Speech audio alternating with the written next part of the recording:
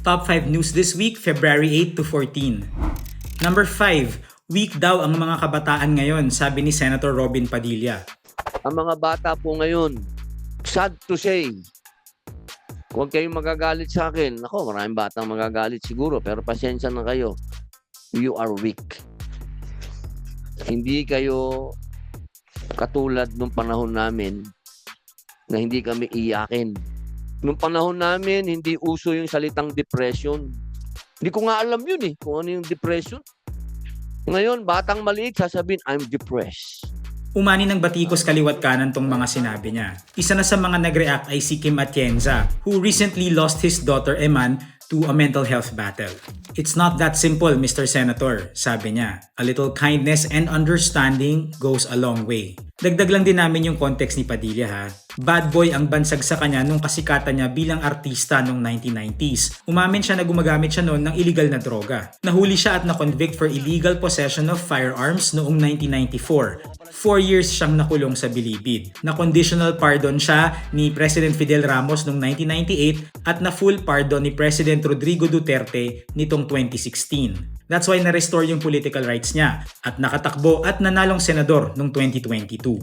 It makes us wonder, kung malawig na yung conversation on mental health nung kabataan ni Senator Robin, naiwasan kaya niya yung madilim na face ng buhay niya? Number 4, nagsalita na ang Supreme Court. Sa mata ng batas, considered na co-owners ng ari-arian ang nagsasamang homosexual couple.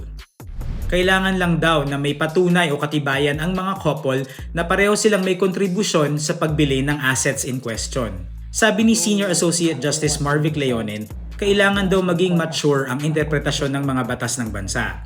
Dapat daw nakuunawa ito ng quote-unquote complexities of relationships. Sabi pa niya, to be different is not to be abnormal. A same-sex relationship is a normal relationship. Itinuturing itong big win ng LGBTQ+ advocates dahil at least may isa ng aspeto ng same-sex relationships na kinikilala ng batas natin. Number 3, may messages na umano'y nagpapatunay na tumanggap si President Marcos ng kickback mula sa flood control projects. Sabi yan ni ACT Teachers Representative Antonio Tino. Siya yung isa sa mga nag-endorse ng impeachment complaints kay Marcos na na-dismiss last week. So, may records of communications daw between Marcos and Palace Undersecretary Adrian Bersamin from December 2024 to July 2025. May isa raw from March last year kung saan pinag-usapan ng isang delivery ng 8 billion pesos mula kay former DPWH Undersecretary Roberto Bernardo na ipinirating daw kay Marcos na sumagot naman daw ng okay.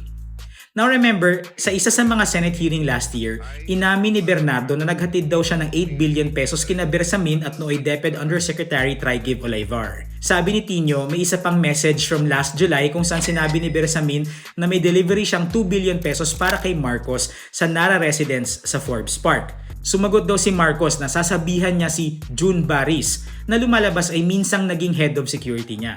Bukod kay Tino, sinabi rin sa amin sa Rappler ni Caloocan Congressman Edgar Erice na nakita rin daw niya tong mga message na to. Sabi din ni Tino, alam din daw to ni Batangas Congressman Leandro Leviste na out of the country ngayon.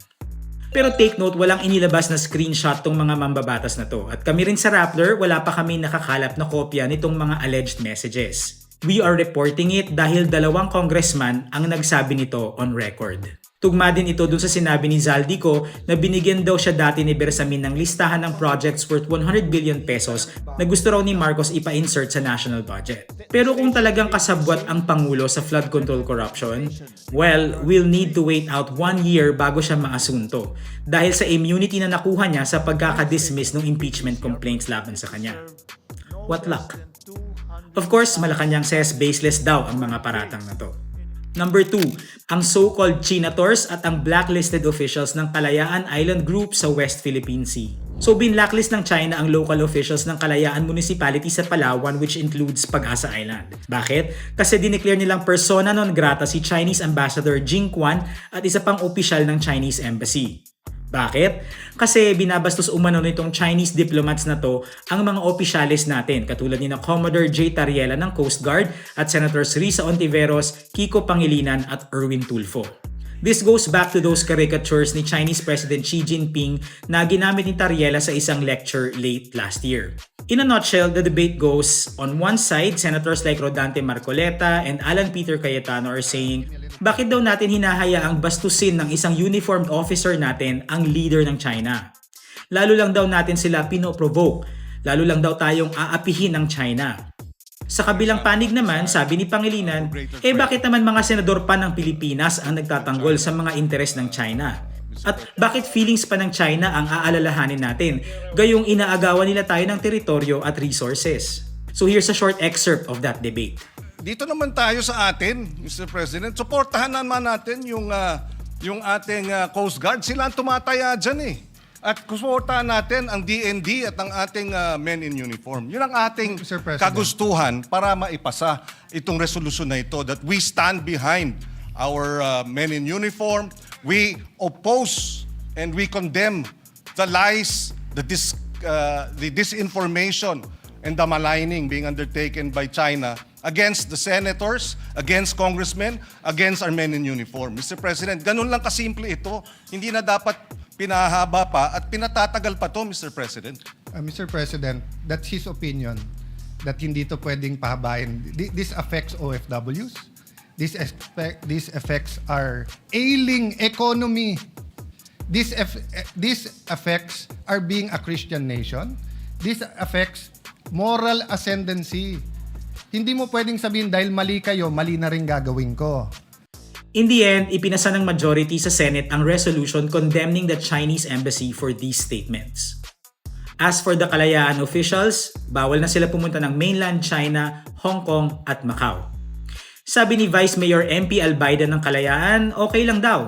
Di raw nila ipagpapalit ang pagiging Pilipino para lang sa travel. Paalala lang po ulit that Rappler has a free app. Paki-download naman and join the conversations there. Okay, number 1. Sina Senators Bato de la Rosa at Bongo at dating Justice Secretary Vitaliano Aguirre pinangalanan ng ICC bilang mga co-perpetrator ni former President Rodrigo Duterte sa mga kasong crimes against humanity.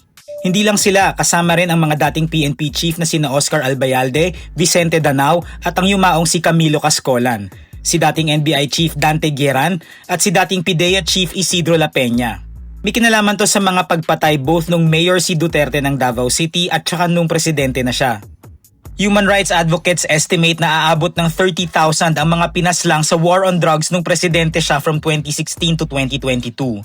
Mga pinaslang on mere suspicion or hearsay, or worse, sa salitang ginamit mismo ni De La Rosa, collateral damage, mga nadamay lang.